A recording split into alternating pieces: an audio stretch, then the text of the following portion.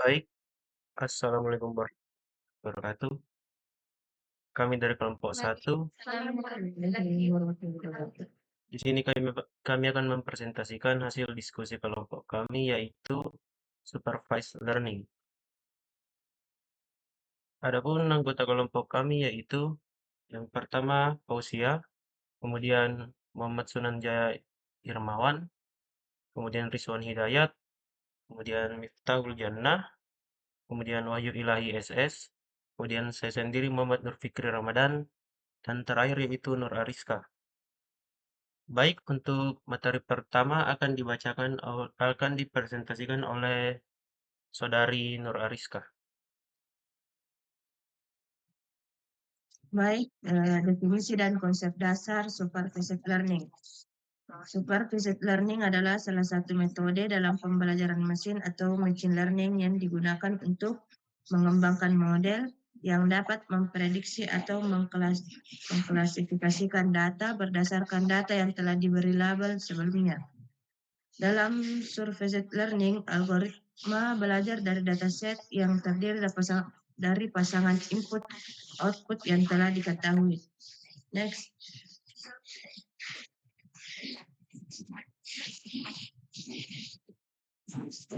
Konsep inti dari supervised learning, yang pertama, data pelatihan memiliki label output yang benar. Yang kedua, algoritma belajar dari contoh-contoh untuk memprediksi output pada data baru. Yang ketiga, digunakan untuk masalah klasifikasi, menentukan kelas dan regresi atau nilai numerik. Yang terakhir, yang keempat, proses seperti belajar dengan guru yang memberi pengawasan dan koreksi pada prediksi model. Saya kembalikan ke moderator. Baik, untuk materi selanjutnya akan dipresentasikan oleh Saudara Rizwan Hidayat. Baik, terima kasih atas kesempatan yang telah diberikan oleh moderator. Di sini supervised learning terbagi menjadi dua jenis. Yang pertama itu ada klasifikasi atau classification, dan yang kedua itu regresi atau regression. Nah, klasifikasi ini digunakan untuk memetakan data ke dalam kategori atau kelas tertentu. Model ini dilatih menggunakan data berlabel, lalu diterapkan untuk menentukan kelas dari data baru. Contoh penerapannya itu seperti klasifikasi email spam atau bukan spam, diagnosa penyakit, serta pengenalan wajah. Kemudian algoritma umum yang digunakan dalam klasifikasi antara lain logistik, regression, decision tree, super vector machine, atau SVM, random forest, canary snakeball atau KNN, dan night bayes. Kelebihannya yaitu sederhana, mudah diterapkan, dan efektif untuk banyak kasus nyata. Kemudian kekurangannya, rentan terhadap overfitting dan sensitif terhadap ketidakseimbangan jumlah data antar kelas. Kemudian regression. Regresi ini digunakan untuk memprediksi nilai numerik atau continue. Model ini mempelajari hubungan antar variabel input dengan output yang berupa sebuah angka. Contoh penerapannya yaitu prediksi harga rumah, jumlah penjualan, maupun curah hujan. Nah, algoritma umum dalam regresi ini mencakup linear regression, polynomial regression, ridge atau lasso regression, decision tree atau random forest regression, serta neural network atau foci. Kelebihannya yaitu mudah diinterpretasi, terutama pada bagian linear regression. Sedangkan kekurangannya sensitif terhadap outlier dan tidak optimal untuk pola data yang sangat kompleks. Baik, mungkin itu saja dari saya kembalikan kepada moderator. Baik, untuk materi selanjutnya akan dipresentasikan oleh Saudari Fausia.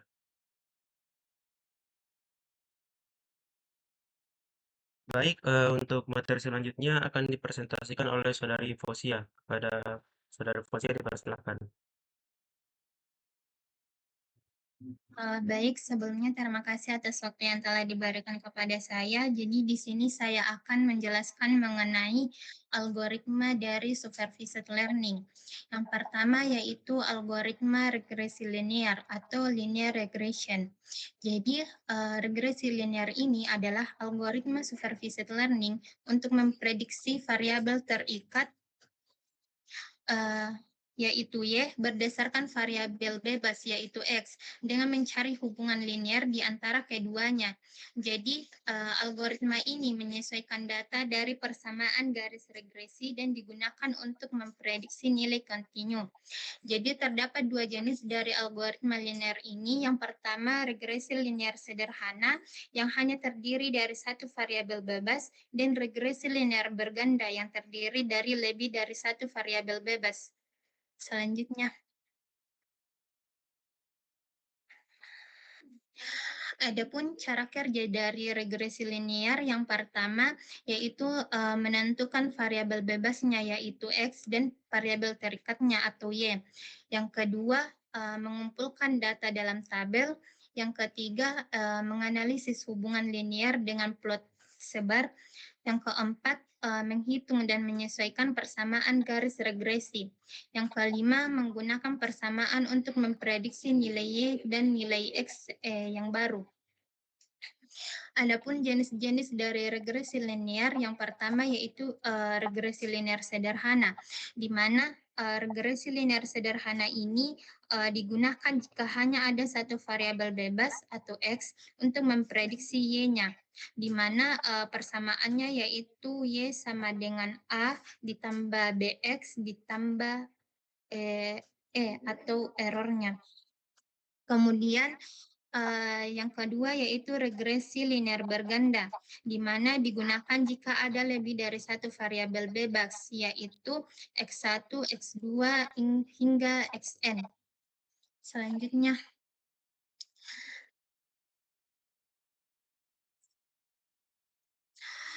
kemudian tujuan dan penggunaan dari regresi linear ini, yang pertama digunakan untuk prediksi, yaitu memperkirakan nilai masa depan dari pola data sebelumnya, misalnya digunakan untuk penjualan dan waktu pengiriman. Kemudian yaitu analisis hubungan, yaitu digunakan untuk menjelaskan pengaruh variabel X atau variabel bebas terhadap variabel terikat atau variabel Y-nya. Yang ketiga yaitu digunakan dalam supervised learning itu sendiri, yaitu digunakan sebagai algoritma yang belajar dari data berlabel untuk membuat prediksi baru. Selanjutnya,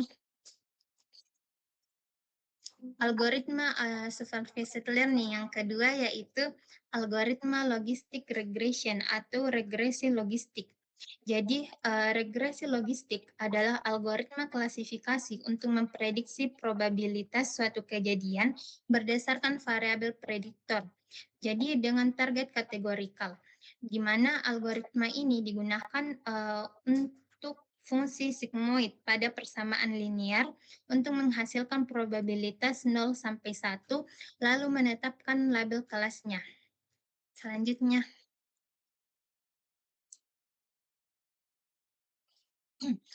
adapun cara kerja dari regresi logistik ini, yang pertama yaitu menentukan variabel kategorikalnya. Jadi digunakan untuk memprediksi variabel dependen berupa kategori. Contohnya yaitu kategori ya atau tidak, ataupun kategori setuju atau ditolak. Yang kedua yaitu menentukan fungsi sigmoidnya, di mana digunakan untuk kombinasi linear variabel prediktor yang dimaksudkan ke fungsi sigmoid.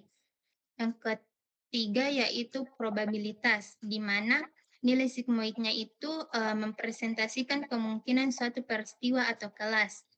Dan yang keempat yaitu ambang keputusan, di mana probabilitas dibandingkan dengan ambang batas yaitu biasanya bernilai 0,5. Jadi jika nilai P-nya itu besar dari 0,5 maka ditetapkan sebagai kelas 1. Dan jika nilai P-nya kurang atau sama dengan 0,5 maka ditetapkan kelasnya yaitu kelas 0. Selanjutnya, jenis-jenis dari regresi logistik yaitu yang pertama regresi logistik biner, di mana yang pertama digunakan untuk memprediksi hasil dengan dua kategori, misalnya lulus dan tidak lulus. Kemudian jenis yang kedua yaitu regresi logistik multinomial, yaitu digunakan untuk hasil dengan 3 kategori atau lebih. Misalnya, digunakan untuk memilih transportasi antara mobil, motor, bus, dan kereta. Selanjutnya, adapun tujuan dan kegunaan dari regresi logistik ini ada 3. Yang pertama digunakan sebagai analisis prediktif. Jadi digunakan untuk memperkirakan kemungkinan suatu peristiwa, misalnya digunakan dalam risiko penyakit. Yang kedua yaitu klasifikasi data. Jadi digunakan untuk mengkelompokkan data baru ke kategori tertentu. Misalnya digunakan dalam kategori email yang spam dan email yang tidak spam. Yang ketiga yaitu digunakan untuk pengambilan keputusan, di mana digunakan untuk membantu keputusan berbasis probabilitas di bidang perbankan, kesehatan, dan pemasaran. Selanjutnya, algoritma yang ketiga yaitu algoritma decision tree atau pohon keputusan. Jadi, algoritma ini adalah algoritma machine learning yang berbentuk struktur pohon yang memodelkan keputusan dan konsekuensinya. Jadi, data diklasifikasikan melalui aturan bersyarat dari akar atau root hingga daun atau leaf, sehingga dapat memprediksi kelas atau nilai berdasarkan data historis. Algoritma ini biasanya digunakan untuk tugas klasifikasi maupun regresi. Adapun komponen utama dari algoritma ini yaitu yang pertama akar, di mana digunakan untuk simpul awal yang mempresentasikan atribut terbaik dari dataset. Yang kedua yaitu simpul internal atau cabangnya, di mana digunakan sebagai simpul berisi aturan keputusan yang bercabang. Dan yang ketiga yaitu simpul daun yang digunakan sebagai simpul akhir yang menunjukkan hasil keputusan atau kelas nilai outputnya. Selanjutnya, adapun cara kerja dari algoritma ini, yang pertama yaitu pemisahan data, di mana dilakukan pilih atribut terbaik sebagai akar dengan mengukur homogenitas data, yaitu dengan menggunakan rumus entropi. Yang kedua, yaitu mengukur ketidakpastian dari suatu data, di mana entropi tinggi itu dikategorikan dalam data beragam atau tidak homogen, kemudian nilai yang entropi rendah dikategorikan dalam data seragam atau homogen. Jadi pembentukan cabang dimulai dari simpul akar, dibuat cabang untuk setiap nilai atribut yang mewakili kondisi tertentu. Yang kedua yaitu iterasi, di mana dilakukan proses berulang dari setiap cabang hingga berbentuk simpul daun. Dan yang ketiga yaitu prediksi, di mana data baru diarahkan melalui cabang sesuai aturan hingga simpul daun untuk menghasilkan kelas atau nilai akhir. Selanjutnya, adapun contoh dari penggunaan decision tree yaitu pada bidang perbankan, di mana digunakan untuk prediksi risiko kredit, yaitu digunakan sebagai prediksi apakah setuju atau tolak pinjaman. Yang kedua yaitu kesehatan, di mana digunakan untuk diagnosis penyakit berdasarkan data pasien. Yang ketiga yaitu pemasaran, di mana digunakan untuk klasifikasi pelanggan apakah dia potensial, setia, atau beresiko. Yang keempat yaitu manufaktur, yang itu digunakan untuk mengontrol kualitas produk, apakah produknya sesuai standar dan tidak sesuai standar. Selanjutnya, baik, itu saja presentasi dari saya. Saya kembalikan ke moderator. Baik, untuk materi selanjutnya akan dipresentasikan oleh Saudara Wahyu Ilahi. Kepada Saudara Wahyu dipersilahkan. Baik, terima kasih atas kesempatannya moderator. Selanjutnya itu studi kasus dari jurnal. Pertama, algoritma linear regresi banyak digunakan untuk prediksi harga rumah. Penelitian Limbong 2023 menunjukkan bahwa faktor lokasi menjadi variabel paling berpengaruh mengikuti jumlah kamar tidur, sehingga proses penentuan harga rumah dapat dilakukan lebih objektif. Kedua, dalam dunia medis, logistik regresi dimanfaatkan untuk prediksi risiko penyakit. Cahyani 2022 meneliti deteksi dini diabetes menggunakan variabel BMI, tekanan darah, gula darah, dan riwayat keluarga. Model ini mampu mengklarifikasi pasien berisiko dengan akurasi yang baik, sehingga bermanfaat untuk screening awal. Ketiga, sementara itu, defisit trend sering dipakai dalam bisnis. Misalnya penelitian Surah Putra 2017 mengenai customer run, variabel seperti usia, lama berlangganan, metode pembayaran, dan kepuasan pelanggan dianalisis untuk menghasilkan aturan prediksi. Hasilnya membantu perusahaan merancang strategi regresi pelanggan yang lebih efektif.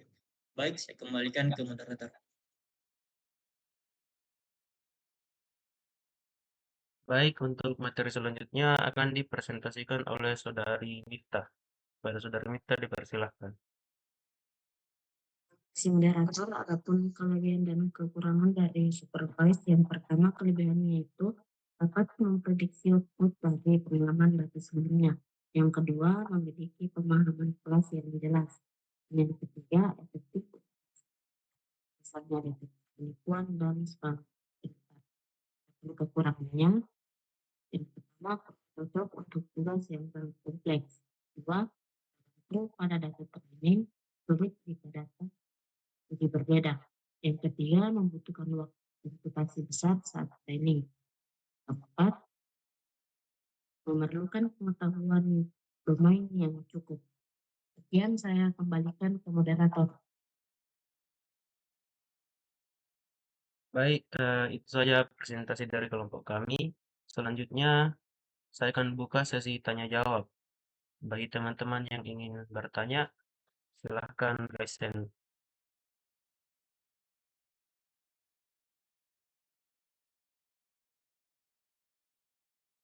Baik, kepada Saudari Noreni Rahman, silahkan.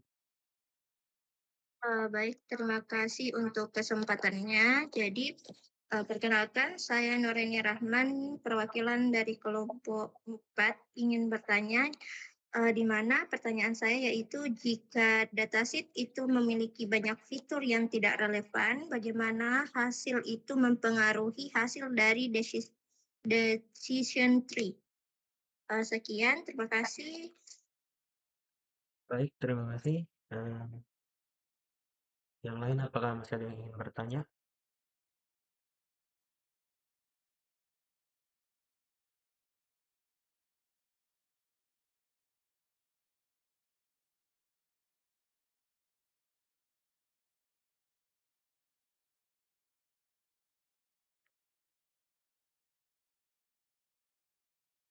Baik, kepada Saudari Alia Olivia dipersilahkan. Baik, terima kasih atas kesempatannya. Pertanyaan saya yaitu, dalam supervised learning, bagaimana cara memilih algoritma yang paling tepat antara linear regression, logistic regression, atau decision tree untuk suatu kasus tertentu? Terima kasih. Baik, terima kasih. Untuk pertanyaannya, minta tolong tulis di kolom chat.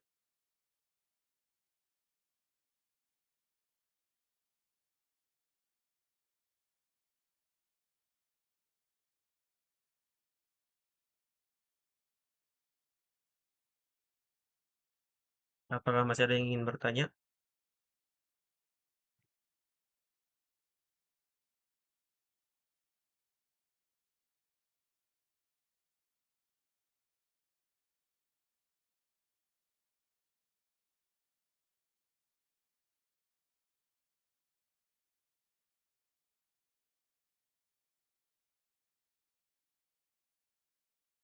Baik, Saudari Nur Fadilah dipersilakan. Baik, terima kasih atas kesempatannya. Untuk pertanyaan saya, apa tantangan utama yang ketika menerapkan algoritma supervised learning ini? Misalnya dari sisi kualitas data, bias, atau skala data setting. Jadi itu saja, saya kembali.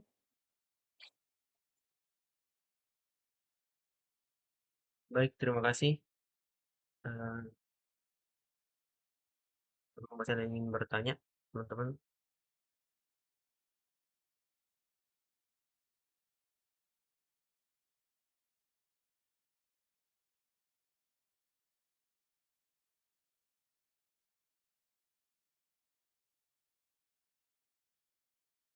Baik, kalau sudah tidak ada pertanyaan lagi, eh, kami meminta beberapa menit untuk menjawab pertanyaan teman-teman.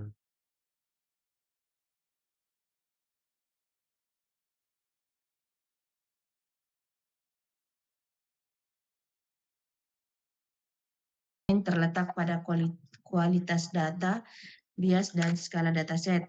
Model sangat bergantung pada data berlabel, sehingga jika data yang digunakan tidak akurat, tidak seimbang, atau mengandung kesalahan label, hasil prediksi pun menjadi tidak tepat. Selain itu, bias pada data dapat membuat model hanya memahami pola dari kelompok tertentu dan mengabaikan kelompok lainnya. Tantangan lainnya adalah ukuran dataset yang besar memerlukan sumber daya komputasi tinggi, sementara proses pelabelan data sendiri seringkali memakan waktu dan biaya yang besar. Semua faktor ini dapat mengaruhi kemampuan model dalam melakukan generalisasi terhadap data baru. Sekian, saya kembalikan ke moderator. Baik, bagaimana Saudari Nurfadilah? Apakah jawabannya sudah jelas? Baik, terima kasih sudah sangat jelas. Baik, terima kasih.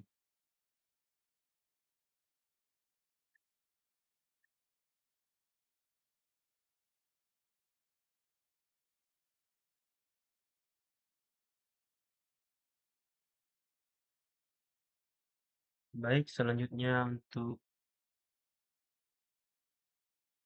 pertanyaan dari Nur Aini akan dijawab oleh Saudari Fauzia. Pada Saudari Fauzia dipersilahkan. Baik, sebelumnya terima kasih atas waktu yang telah diberikan kepada saya. Jadi di sini saya akan menjawab pertanyaan dari Saudari Nur Aini Rahman, yaitu mengenai jika dataset memiliki banyak fitur yang tidak relevan, bagaimana hal itu mempengaruhi hasil dari algoritma decision tree itu. Jadi, jika dataset memiliki banyak fitur yang tidak relevan, hasil model decision tree itu sendiri dapat terpengaruh secara negatif, di mana keberadaan fitur-fitur yang tidak berkaitan dengan target dapat menyebabkan pohon keputusan menjadi terlalu kompleks karena algoritma tetap mencoba membagi data berdasarkan fitur-fitur tersebut, di mana meskipun sebenarnya tidak memiliki pengaruh yang berarti, akibatnya model cenderung mengalami overfitting, yaitu terlalu menyesuaikan diri dengan data latih sehingga kinerjanya menurun saat digunakan pada data baru. Di mana selain itu jumlah fitur yang banyak juga membuat proses pelatihan menjadi lebih lama dan ukuran model semakin besar. Selanjutnya, fitur ini tidak relevan juga dapat mengaburkan hubungan antara fitur penting dan variabel targetnya, sehingga menurunkan akurasi prediksi. Jadi, untuk mengatasi hal ini dapat dilakukan pemilihan fitur atau fitur selection atau melihat nilai fitur importnya agar hanya fitur yang relevan saja yang digunakan dalam pelatihan model. Baik, itu saja jawaban dari saya. Saya kembalikan ke moderator. Baik, terima kasih untuk Saudari Ini apakah jawabannya sudah jelas? Baik, terima kasih untuk jawabannya. Saya sudah paham. Terima Baik, kasih. terima kasih. Baik, untuk pertanyaan dari Saudari Alia akan dijawab oleh Saudara Rizwan. Untuk Saudara Rizwan, dipersilahkan. Baik, terima kasih atas kesempatan yang diberikan oleh moderator. Saya akan menjawab pertanyaan dari Saudari Alia, yaitu dalam supervised learning, bagaimana cara memilih algoritma yang paling tepat antara linear regression, logistic regression, atau decision tree untuk satu kasus tertentu. Nah, untuk pemilihan algoritma yang tepat dalam supervised learning seperti linear regression, logistic regression atau decision tree sangat bergantung pada jenis data dan tujuan analisnya. Jika variabel target berupa nilai kontinu atau numerik, maka algoritma yang paling sesuai adalah linear regression. Karena model ini dirancang untuk memprediksi besaran angka berdasarkan hubungan linear antara variabel input dan output. Namun, jika variabel target bersifat kategorikal, terutama biner seperti ya atau tidak, maka logistic regression lebih tepat digunakan karena mampu memodelkan probabilitas suatu kejadian dalam 2 atau lebih kelas. Sementara itu, jika data memiliki hubungan yang kompleks, non-linear, atau mengandung banyak atribut yang saling berinteraksi, maka decision tree menjadi pilihan terbaik karena dapat menangkap pola yang tidak linear tanpa perlu transformasi data. Baik, mungkin itu saja jawaban yang dapat saya berikan. Saya kembalikan ke moderator. Baik, terima kasih. Untuk Saudari Alia, bagaimana? Apakah jawabannya sudah jelas? Baik, sudah jelas. Terima kasih atas jawabannya. Baik, terima kasih. Mungkin itu saja dari presentasi kelompok kami. Kurang dan lebihnya mohon dimaafkan. Assalamualaikum warahmatullahi wabarakatuh. Waalaikumsalam warahmatullahi Waalaikumsalam warahmatullahi wabarakatuh.